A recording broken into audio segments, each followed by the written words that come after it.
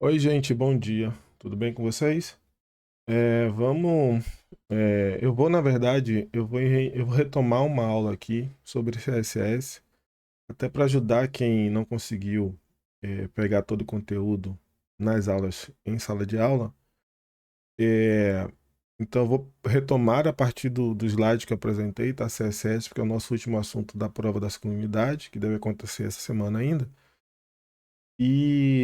Então eu vou pegar a partir disso e depois eu vou fazer os exemplos, também como eu fiz em sala de aula com o Visual Studio Code, tá bom? Então vamos aqui para a nossa tela aqui. Deixa eu abrir aqui a apresentação do PowerPoint para vocês verem. Se não, ver se ele vai aqui. Aí eu tenho que tirar essa parte, só um instante. Apresentação de slides.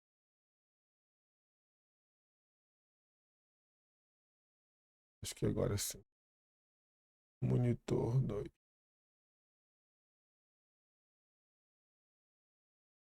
Ver se vai agora aqui. Agora sim, então vamos lá. Bom, CSS não é linguagem de programação, tá? Assim como HTML é linguagem de marcação, CSS é uma linguagem de estilo. Por quê? Cascade Style Sheet, né? Folha de estilo em cascata. Então a gente tem, a partir de uma verticalidade, a gente começa a criar um estilo, ou seja, dar uma aparência para os elementos ou a informação que está marcada através do código HTML, tá bom? Então, explicado isso, eu queria mostrar para vocês que existe uma sintaxe, tá? Para a gente escrever uma CSS. Qual é essa sintaxe? A gente tem um seletor. Então, o seletor, no caso, seria um P, um A, todos os elementos que estão no HTML. A gente abre chaves. Dentro das chaves, a gente coloca a propriedade. No caso vou dar um exemplo aqui, de tamanho da fonte. Então, tamanho da fonte de um parágrafo. Então, eu tenho o seletor P, abro as chaves, propriedade seria a fonte size, 2 pontos, e o valor. Qual vai ser o valor do tamanho dessa fonte que eu quero aumentar? Então, eu vou colocar aqui 12 pixels, ou 12 pt de ponto e vírgula, para finalizar, e fecho as chaves. Eu posso ter várias propriedades finalizadas com o ponto e vírgula após o valor, e quando eu terminar as minhas propriedades desse seletor, eu fecho com o fechar de chaves, tá bom? Então a sintaxe é essa. Aqui no nosso exemplo, eu tenho aqui dentro do body, eu tenho dois seletores, eu tenho um H1 e tenho um parágrafo.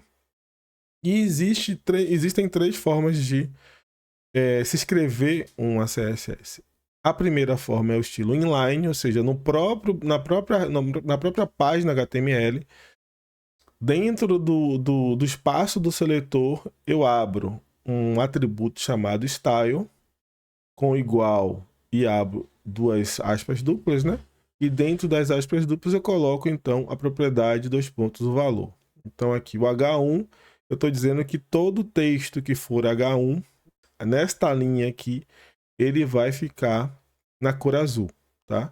Já no outro aqui no parágrafo, todo o texto deste parágrafo, apenas deste parágrafo, ele vai ter o tamanho da fonte 14 pt. Então se eu tiver um segundo parágrafo aqui abaixo, ele não vai sofrer a influência desse estilo aqui. Por isso que a gente nem usa.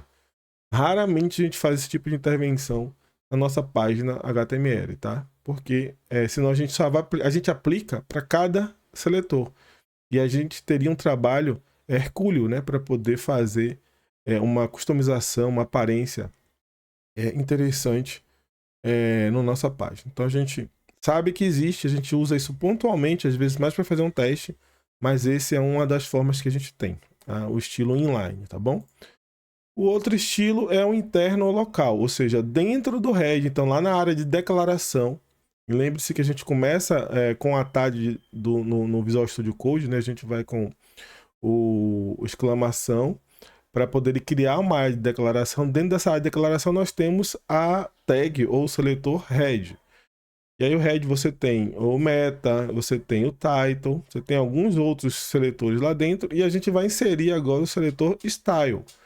Então, ao invés de colocar lá dentro do body, dentro de um seletor, o style como um atributo, a gente vai colocar o style como um seletor dentro do head. Então, dentro do meu head, eu abro o style e já fecho o style.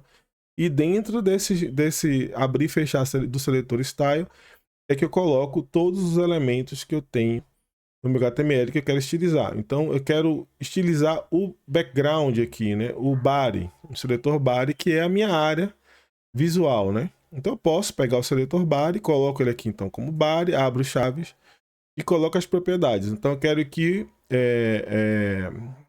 a cor de fundo do body, ou seja, a cor de fundo da minha página, fique na cor cinza. Eu quero que fonte family, ou seja, a família de fontes, sem eu eleger para texto, para nada, mas que automaticamente o padrão das minhas fontes sejam a família de fonte. Arial, Helvética ou Sans Serif, né? Lembrando que quando eu coloco aspas simples aqui dentro do valor de uma propriedade de família de fontes, é que eu quero que priorize. Se eu tiver instalado esses três tipos de fonte, priorize a Arial. Se não tiver Arial instalado, utilize a Helvética, tá bom? Abaixo eu tenho um outro seletor que é o P. Então eu tenho aqui no meu HTML, eu tenho este é um parágrafo de exemplo, isso aqui é um P, tá marcado aqui como um P, né? Então eu digo que para todo P que existir nessa página, o tamanho da fonte vai ser 14. Então veja que já muda. Então, quando eu coloco dentro de um head, o estilo, né, o CSS, eu já posso dizer que nesta página, tudo que for um seletor vai sofrer esse efeito. Na outra aqui, ó, deixa eu voltar aqui um pouquinho, peraí. Nesse daqui, se eu tiver esse parágrafo aqui, só vai funcionar nesse parágrafo. Se eu tiver um parágrafo logo abaixo, ele não vai funcionar, nenhum efeito. Aqui não. Aqui eu digo que todo parágrafo vai ter o tamanho 14. Então é muito mais vantagem escrever a CSS assim do que assim. Por quê? Eu só vou ter um parágrafo diferente se eu chegar lá nesse parágrafo e dizer, não, aqui eu não quero fonte 14. Aí eu posso até usar isso aqui. Nesse parágrafo específico eu quero fonte 16. Mas em todos os parágrafos o padrão vai ser fonte 14, vai ser cor tal. Então eu posso, com essa forma de escrever, né, que é o CSS interno ou local, eu consigo fazer uma gestão melhor. Qual é o problema disso? Que em todas as páginas eu vou ter que ou repetir esse conjunto de CSS aqui, ou eu vou ter páginas com estilos diferentes de uma para outra. E isso não é legal num site, tá? Então a gente também não usa comumente essa forma de escrita. Ela é mais eficiente, mas a gente não usa. Qual é que a gente usa? A gente usa o CSS estilo externo, ou seja, a gente cria um arquivo de CSS, ou seja, um arquivo .css, e neste arquivo .css que a gente escreve todo o nosso CSS, tá bom? Então a gente vai fazer, para isso a gente vai ter que ter dois processos. Um é criar o arquivo .css, colocar os seletores lá e fazer toda a estilização, e o outro é linkar esse arquivo .css com a nossa página HTML que vai sofrer esses efeitos, que eu faço isso dentro do head do HTML. Então, por exemplo, lá no nosso index HTML é que eu coloco o seletor link com o atributo rel, style sheet, ou seja, eu relaciono isso a uma fonte de estilos e coloco o caminho em que está o meu arquivo CSS. Se tiver dentro de uma pasta CSS, ok. Se tiver fora da pasta CSS ou numa outra pasta qualquer, eu coloco também o caminho. Se ele estiver online, a gente não viu isso ainda, mas se esse caminho estiver online, eu coloco esse caminho online. Então imagine o seguinte, eu crio meus arquivos de CSS e coloco isso hospedo isso no meu servidor web. Então eu quero um estilo para blogs, eu quero um estilo para loja virtual, eu quero um estilo para site educacional, eu quero um estilo. Então eu posso criar estilos, eu posso trabalhar só com isso, crio estilos e deixo esses arquivos de estilo lá, esses arquivos CSS hospedados no meu servidor. Quando eu for criar um site para alguém, essa pessoa pode ter esse site hospedado em qualquer lugar, em qualquer servidor que não seja o meu. Aí eu posso fazer um link. Então aqui dentro de link, eu coloco link, rel sheet, style sheet. E no href eu coloco a minha URL, que está hospedada no meu servidor. A gente vai ver isso mais adiante aqui na prática, tá? Então a sintaxe é essa. Este aqui é o formato que a gente usa. Profissionalmente a gente escreve CSS assim, tá? A gente vai ter arquivo CSS com toda a parte de estilização dentro dele e vai linkar esse arquivo CSS às nossas páginas HTML, tá bom? Então vamos para a prática? Vamos abrir o nosso Visual Studio Code aqui. Vou iniciar aqui o meu.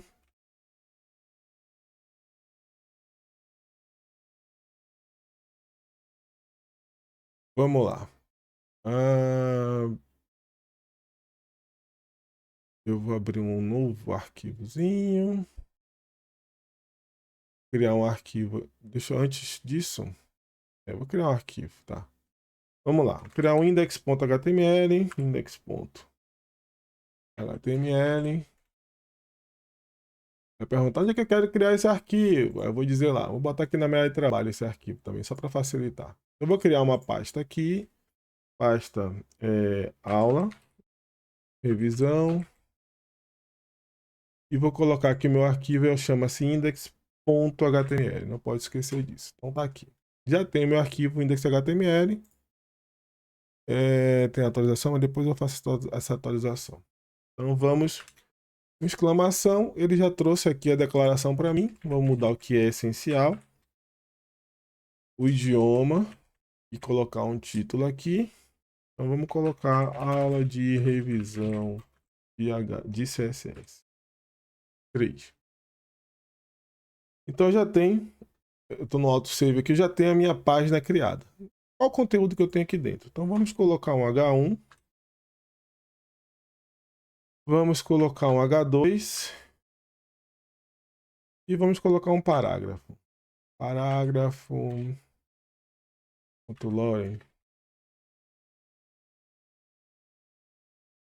Não é isso não. Ops. Parágrafo. Loren.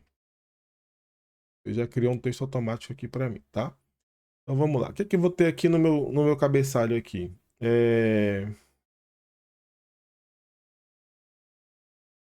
Revisão de CSS 3. Aula de revisão para a prova. Tá, segunda unidade. Tá? Então pronto. Eu já tenho meu título e já tenho meu texto aqui. Então eu vou dar um Ctrl F5 para a gente visualizar. Visualizar com o Google, com o Edge. Vou fazer um ajuste aqui no meu pãozinho.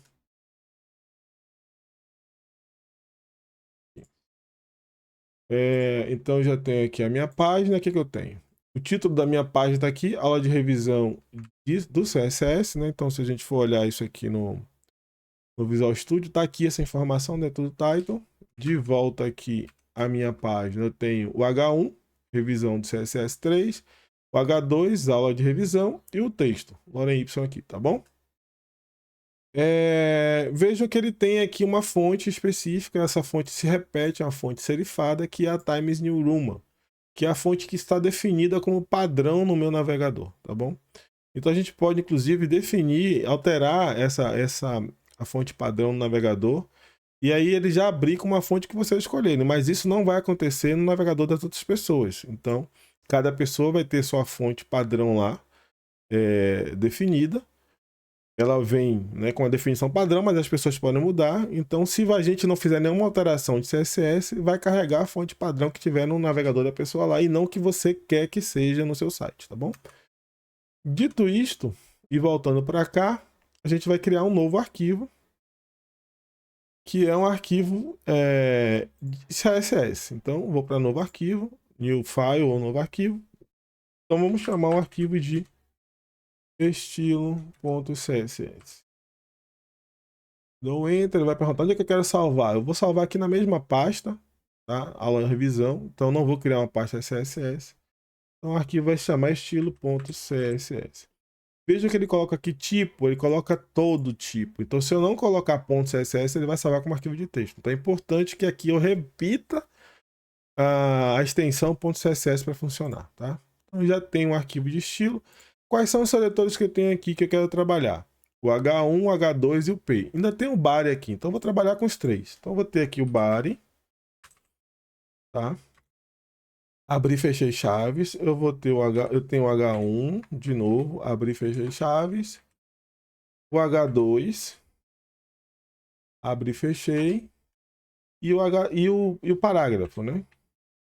Então, se eu der um Enter aqui, ele não faz nada, mas eu tenho que abrir e fechar parágrafo. Então, já tenho os 3 aqui. Então, o que eu vou mudar aqui no parágrafo? Para isso, eu sempre recomendo que a gente não decore, não precisa decorar nada, né? Algumas coisas a gente acaba aprendendo com o uso, mas a gente acesse, então, a nossa página de referência, a referência que é universal aqui em linguagem. Então, eu vou para o W3 Schools, o site da W3 Schools. Quando eu abrir aqui o site, vejo que existem várias linguagens aqui para serem aprendidas. Eu vou para tutoriais, CSS, né? Aprender CSS. Ao invés de tutorial, eu vou para referência. Por que referência? Porque eu vou ter a lista em ordem alfabética de todas as propriedades que existem de CSS, tá?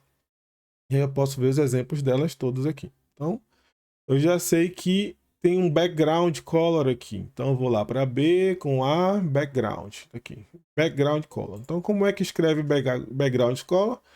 Veja que até dá um exemplo de body aqui, ó, né? Background, traço, color, 2 pontos e colocou o nome de uma cor. A gente vai usar o mesmo recurso aqui, tá? No nosso Visual Studio Code. Então, vamos lá.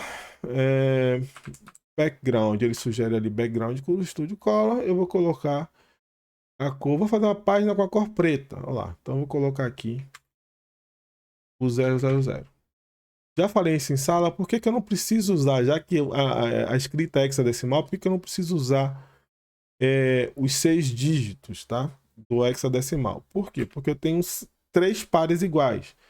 Então eu teria aqui, né? 00 primeiro par, 00 segundo par, 00 terceiro par. Toda vez que eu tiver a combinação de pares, eu posso suprimir isso. Ficaria a mesma coisa que 0 para o primeiro par, 0 para o segundo par, 0 para o terceiro par, tá? Se eu tivesse uma cor representada assim, 0F4, o que significa? Significa que eu tenho no hexadecimal 00FF44. Só assim eu posso reduzir a escrita para 3 dígitos, tá? Se eu não tiver essa combinação de pares aqui, as 3 vezes 3 pares iguais, né? Cada um par com os dígitos iguais, eu não posso escrever, então, com a forma reduzida, tá bom?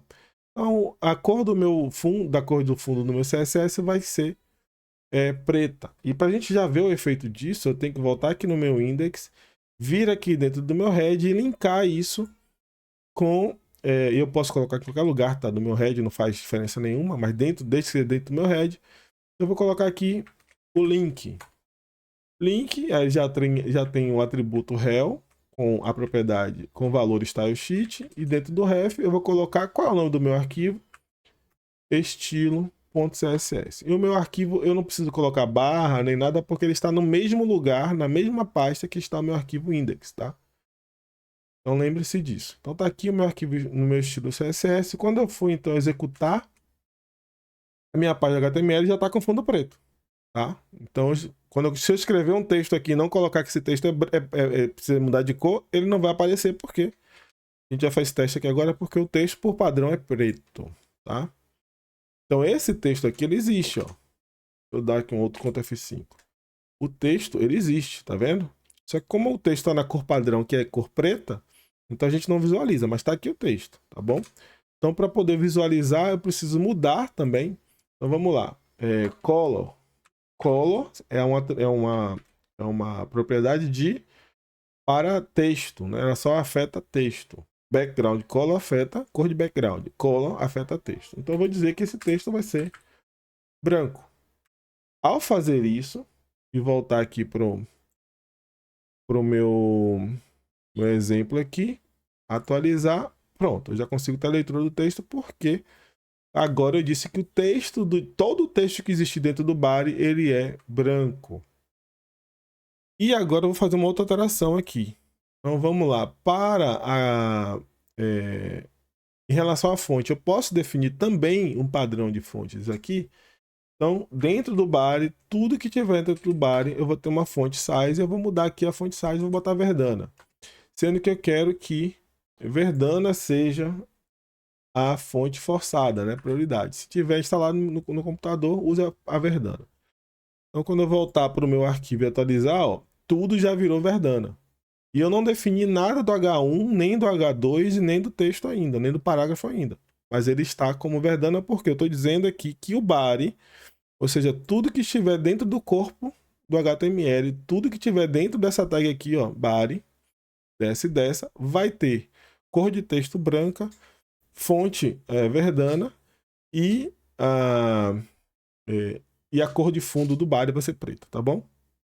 Então vamos agora para o estilo e vamos modificar aqui a cor da fonte do H1, tá? Então o H1 eu vou para color, quero mudar a cor da fonte. Vamos colocar esse azul aqui clarinho, aqui, esse aqua aqui, tá? Então vai ser aqua a cor da fonte do meu H1. Se eu voltar aqui e atualizar, só o meu H1 sofreu essa interferência. Então, todo o texto ele continua com o padrão da cor que eu defini para o body, mas o meu H1 ele vai ter uma cor diferente. Vamos voltar aqui agora para o tamanho da fonte, né? Vamos para o H2. Vamos mudar a cor também do H2. E assim, eu estou trazendo as propriedades básicas, tá, pessoas? Mas como eu falei para vocês, nós temos aqui uma infinidade de propriedades. Então, qualquer propriedade dessa, ela é válida para nossa aula. Vocês devem estudar. Sempre que vocês estudarem o CSS, vocês devem testar e aprender o máximo dessas propriedades. Porque é assim que a gente vai aprender CSS, tá? Não adianta eu dizer para você, usa um padding. Hoje vamos aprender padding. Obviamente que é uma das propriedades mais usadas. A gente tem que aprender, tem que saber do que se trata. Mas eu não sei para que serve o overflow X. Para que serve o overflow? Aí eu venho um overflow aqui, vou tentar entender. Aí tem a descrição dela aqui, eu posso traduzir isso aqui para poder eu entender melhor, né? Propriedade específica que deve acontecer se o conteúdo estourar a caixa de um elemento. Então, se eu tiver uma área delimitada e esse conteúdo extrapolar essa caixa, vai ter um resultado, vai ter um efeito. Então, ele tem aqui a demonstração, ó. Ele tem aqui uma lista, e aí, quando eu defino deixa eu até ver como é que faz. Quando eu marco aqui alguma coisa, ó, tá vendo? Ele tá mostrando ali que aqui ele fica visível, então ele mostra todo o conteúdo, ele extrapolou a caixa de texto aqui. Aqui ele bota uma barra de rolagem, ó, tem uma barra de rolagem aqui, não está funcionando, mas tem, né? Aqui ele tem um alto, então ele automaticamente ele meio que delimita aqui. Aqui não está funcionando, talvez porque não funcione nesse navegador, inclusive esse efeito. Aqui ele esconde, então ele tira a barra de rolagem e aqui ele dá um clipe. Ele, né, meio que seleciona aqui uma área específica que está lá marcada, tá? Então agora eu já sei para que funciona o overflow. E o overflow ele tem outras propriedades aqui, ó. Tem o overflow anchor, o overflow wrap, o overflow x, o overflow y. E aí tem outro aqui que é o overscroll, que já é uma outra propriedade. Então, para descobrir as propriedades, eu preciso fazer isso. Para que serve? Né? E aí eu venho aqui no CSS. Bom, eu quero fazer isso lá no meu site. Aí eu venho, entendi como é que ela faz, pratico aqui para testar e depois eu aplico lá no meu CSS, tá bom? Então é assim que a gente vai aprender. Para quem quiser, obviamente, aprender mais de CS, é assim que a gente faz. Então vamos lá. Vou definir aqui a cor para o H2. Então o meu H2 ele vai ficar com a cor, essa cor coral aqui, tá? Então se eu já for aqui no meu arquivo e atualizar, pronto, o H2 especificamente, ele está com a cor coral. Eu vou mostrar para vocês que se eu comentar essa mudança aqui, né, e voltar aqui para o meu arquivo, tá comentado, né? Quando eu atualizar, ele voltou para o branco. Mas por que ele voltou para o branco e não para o preto? Porque eu defini aqui antes que ele tem cor branca. Então veja o efeito cascata. Toda a cor do texto ela vai ser branca. Então, por padrão, ela é preta. Eu forcei que ela é branca.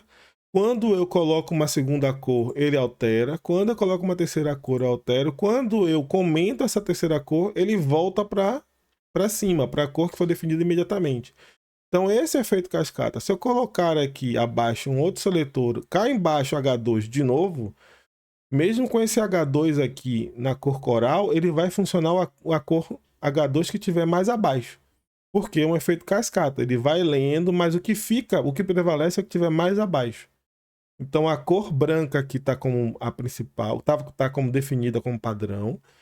Quando eu mudo, adiciono uma cor específica, ele aí deixa de assumir nesse lugar específico a cor que foi definida antes. Então, por isso se chama folha de estilos em cascata. Porque vai herdando os efeitos e vai prevalecendo o que está no final, tá bom? No final da cascata. Afinal, até que prova o contrário, por conta da lei da física, no nosso planeta, toda a água que desce da cascata, ela cai, né? Ela vai para baixo. Então você só vai sentir a água, de fato, lá embaixo da cachoeira, tá bom? Então, por isso esse nome. Vamos tirar então o comentário. Então, eu coloquei o comentário, eu vou colocar de novo o mesmo para vocês verem aqui. Coral, tá? Então ele está comentado acima, mas ele vai ter um efeito aqui agora, porque eu coloquei abaixo. Quando eu voltar e atualizar, de novo voltou até a cor coral. Então, observe, eu tenho aqui a mesma propriedade e o valor, porém está comentado, então esse aqui está suprimido. E aqui abaixo está valendo. Mais uma vez provando para vocês como é o efeito cascata. E aqui para o texto, eu vou colocar uma font size. Font size, eu vou colocar o texto com 16 pontos. Observem aqui, ó, o tamanho que está aqui o meu texto, tá? E quando eu mudar para 16 pontos e vou mudar a cor também, vou botar aqui cor aqui. Deixa eu pensar aqui numa cor. Vamos lá, esse Dark Chad aqui. O Tid, não. Dark Orchid. Isso. É um rosa, né? Quando eu atualizar o meu arquivo, ele aumentou o tamanho da fonte e ele pegou a cor rosa. Então, se eu escrever um outro parágrafo aqui agora no meu Visual Studio Code, cadê o Visual Studio aqui? Se eu vier aqui no meu arquivo HTML e escrever um segundo parágrafo, vamos botar um P aqui com Loren. Só que eu vou iniciar esse segundo Loren aqui dizendo que ele é o segundo parágrafo. Segundo parágrafo. Opa, que não adianta o break do com enter, né? Eu tenho que colocar o código, o seletor BR aqui para dar o break. Quando eu vier de novo e atualizar, vejo que ele tem o segundo parágrafo e ele colocou aqui o segundo parágrafo da mesma forma que ele está no primeiro parágrafo, tá? Automaticamente. Por quê? Porque eu estou definindo isso no meu arquivo de CSS. Estou dizendo que todo parágrafo tem esse arquivo. A gente não viu e não vai cair na prova, mas vamos lá. Vamos pensar, eu vou adiantar um pouquinho aqui, tá? Para vocês verem. Existe um seletor chamado class. O que faz esse seletor? Essa propriedade, melhor dizendo. É uma propriedade, atributo, atributo. O que faz o class? Ele abre um espaço para a gente colocar um seletor personalizado. Então, como é que a gente faz isso? Eu venho aqui, eu vou colocar um terceiro parágrafo, tá? Para a gente ver esse exemplo. Loren, terceiro parágrafo. Vou escrever aqui, terceiro parágrafo, tá? Tem um BR aqui para quebrar esse daqui também. Então, se eu voltar aqui para o meu atualizar, eu tenho um terceiro parágrafo, tudo normal, tá? Não mudou nada. Mas eu vou fazer alguma mudança aqui. Dentro do P, eu vou dar um espaço, eu vou colocar aqui class. Como falei, um atributo aqui. Coloquei o class, um atributo vem sempre, ele precede sempre um igual e aspas. Então eu vou colocar aqui texto 3. Esse é o nome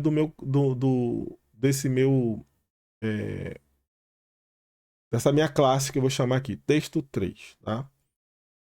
Bom, eu vou criar uma classe aqui agora, ponto, e aí eu defino ponto texto 3, mesmo nome que eu dei lá. Abri e fechei chaves. Então, ao invés de usar um seletor padrão, eu criei um seletor. Esse seletor se chama texto3. E eu vou fazer o seguinte, eu vou pegar a fonte, eu vou copiar esses parâmetros aqui, nem vou copiar. Vou copiar só o tamanho da fonte aqui para poder facilitar meu uso aqui. Então, fonte size dele, ao invés de 16, eu vou colocar 22, tá? Para ficar maior. E a cor, vou colocar uma cor verde cana aqui, já achei aqui, verde cana. Chart Reuse, é assim. Então tá aqui, o verde. Eu vou, já salvei, né? Então vamos lá. Vou atualizar, terceiro parágrafo, ó, que doideira. Então, ao invés de usar um seletor padrão como P, eu criei um seletor. E aí, veja que bacana. Eu posso fazer a reutilização desse seletor em qualquer lugar. Então, eu posso ter uma outra página e utilizar o seletor texto3, uma vez que eu linkar com o mesmo arquivo CSS, esse seletor também vai ter o efeito lá. Então é bem bacana porque eu posso criar para personalizar. Então, ao invés de utilizar o parágrafo, se eu voltar aqui no meu CSS, né? E se eu vier aqui no parágrafo, todo parágrafo tem cor rosa. Todo o meu parágrafo tem cor rosa. Se eu criar um novo parágrafo aqui abaixo, eu venho com um novo P aqui. Vou colocar já com Loren. Criei um novo parágrafo. Voltei aqui pro meu... Ele vai ficar igual ao padrão que tá. Mas o parágrafo específico que eu criei, ele está sob efeito de um seletor que eu criei, que é o seletor chamado texto3. E aí só essa parte do parágrafo vai ter esse efeito. Então a gente não chegou a ver isso, né? Mas isso é extremamente utilizado para customizar os seletores HTML em páginas HTML. Então a gente tem as cores padrão, os seletores padrão, desculpa, as cores não, os seletores padrões, todos definidos, e temos os nossos customizados. Então eu vou lá e crio uma classe específica. Essa minha classe ela vai ter essas propriedades e eu vou utilizar apenas nesse seletor aqui. Então, o que a gente faz quando a gente está construindo uma página é pensar tudo que é padrão, todos os seletores possíveis para aquela página, padrão. E aí eu coloco já as definições que eu quero. E aí os específicos eu coloco depois. Tá? Ou até no arquivo outro de CSS. Então eu posso colocar um estilo específico, ou estilo 2. Ou personalização específica, aparência específica. E linkar esses dois arquivos. E aí é mais uma informação. Eu posso ter vários arquivos de estilo CSS oferecendo efeito nessa mesma página, tá?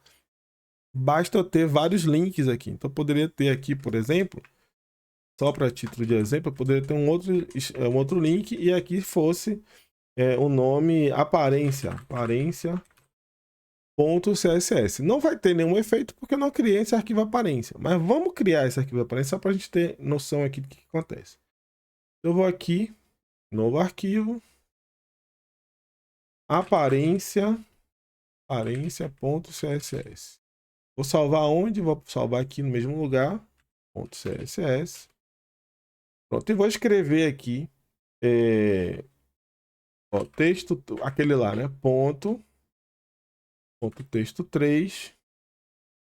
Vou botar texto 4 para poder não tirar aquele de lá. E vou colocar aqui a cor, o color. Opa, escrevi errado, desculpa.